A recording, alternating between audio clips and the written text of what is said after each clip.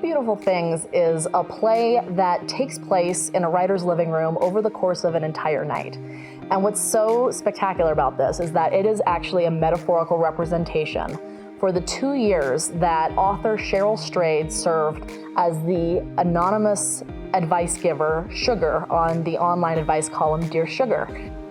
Someone else used to run the blog before her, but when she took it over and she started reading the letters that were coming in, upon her first response, the entire culture of the blog changed virtually overnight because of her deep care and deeply personal stories that she would infuse into the responses of these letters that proved to be an exercise in empathy, and also were so beautifully written with such elegant prose, because Cheryl Strayed is a writer, author of such works as Wild, and that it completely changed the sorts of letters that were coming in and the volume of letters. The blog soared in popularity, and so this is a representation of that journey for her, writing as Sugar.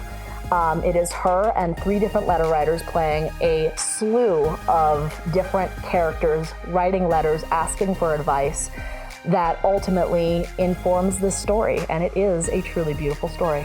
My favorite thing about this play is the ways in which it explores human connection, and especially since the entire idea of the advice column stretches back to as early as the 1600s. It is so fascinating to me how people will so willingly give of themselves some deeply personal questions about their own histories, their past, problems that they're facing under the guise of anonymity, asking a person that they will probably never meet in their lives for advice on what they can do. And they so willingly give of themselves that very personal and emotional journey.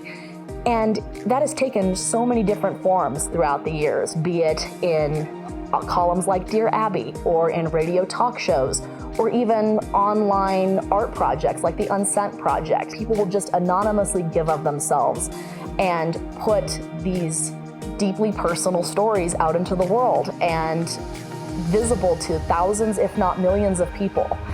And that is what this story of the play really explores, and it really shows a very small moment in time where Dear Sugar was able to make such a profound impact and continues to make an impact, not just through Cheryl's book, Dear Sugar, that she published after the fact, but also living on in this form via Nia Vardalos' play. Any show is very difficult to cast, but this one was particularly challenging because you need to find performers that can deal with a great volume of text to recite, and also, in the cases of 3 particular characters, recite with many different inflections. This play not only has Cheryl Strayed Sugar as its protagonist, but we have 3 letter writers as well. Letter writer number 1 is played by Bradford Ka'ai. Letter writer number 2 is played by Darcy Leonardson. Letter writer number 3 is played by Layla Rosa. And we have Jennifer Flynn understudying as letter writers number 2 and number 3. And each of them plays at minimum at least 25 different characters throughout the course of this 90-minute play. So this requires a lot of choices coming to the table, not only physically and vocally, but also in crafting immense backstories. And I have been so astounded with the degree of care that they have come to the table with, in sometimes even a letter writer with just a couple of lines that gets cut off. They have very deep backstories for each of these characters, and it is so refreshing to see that, especially since all of these letter writers are or were real people that submitted to Sugar. And so we want to make sure that we are telling their stories with the problems that they came to her with the greatest degree of authenticity that we can. Then in the role of our titular Sugar, we have Kelsey Vanda Hatchicole, who has her own set of challenges in approaching this role. While she is playing one character throughout, she never leaves the stage. And she not only has to craft the different emotional variances to her responses so that she can meet the letter writers asking for advice with the appropriate answer, but also in what she has to do, even just listening and being a presence for them, so that these letter writers feel that they are heard. And not only the letter writers, that the audience feels that as well, that this is someone who is trustworthy and that is worthy of providing an answer to some of these issues that are coming up in the play. I believe that it is so important to be telling this story right now, especially given the context of where we've come in the past 2.5 years. Since this story is at its core the story of human connection, I couldn't help but draw parallels about the ways in which we still had to find the humanity in human connection when we were communicating solely through artifice, through computers and phones in the height of the pandemic. And the ways in which that we still were able to foster that idea of human connection despite never interacting face to face, and sometimes completely anonymously in different social media spheres as well. The ways in which we had to completely redefine what it meant to connect. And even though this play represents that these letter writers, as they become more comfortable with Sugar and Sugar becomes more comfortable communicating with them, start to physically interact with her and her living space, we know in reality that that never actually took place. In many instances, Cheryl never would get a response. She never knew how her words would impact these people, if they ever got the response at all.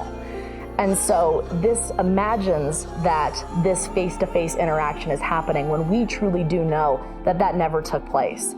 And so I can't think of a more timely and relevant theme, given what we just came out of thinking about the ways in which going through that truly global experience of interaction, how we've come out of it different people in the ways in which we communicate and connect with the world around us. I think that it is impossible to come away from this show without having been profoundly impacted by at least one of the letters that is performed during the show, or Sugar's response to the letters. Playwright Nia Vardalos did such an excellent job, and she had quite a formidable task ahead of her, sorting through hundreds of letters that were submitted to Sugar and subsequently Sugar's responses to craft a cohesive story that would take audiences through this 2-year span of Cheryl's life. And the stories that she selected were so deeply relevant to an experience that we've all gone through in our lives. We've all felt misunderstood. We've all been hurt. We've all never really understood what it meant to feel or express love. So these are very relevant and timely themes that everyone is going to be impacted by in some way or another. And on the other side of things, I really would love audiences to come away from this experience thinking about the ways in which they are Sugars in their own life. How do they serve as this vessel of advice, of empathy to people in their lives that they know directly, or maybe making an impact to people that they will never know? The play says at the end that we are all Sugar in our own ways, and I would love for people to really ponder that and come away from this experience thinking about the different paths of empathy that they are taking in their own lives.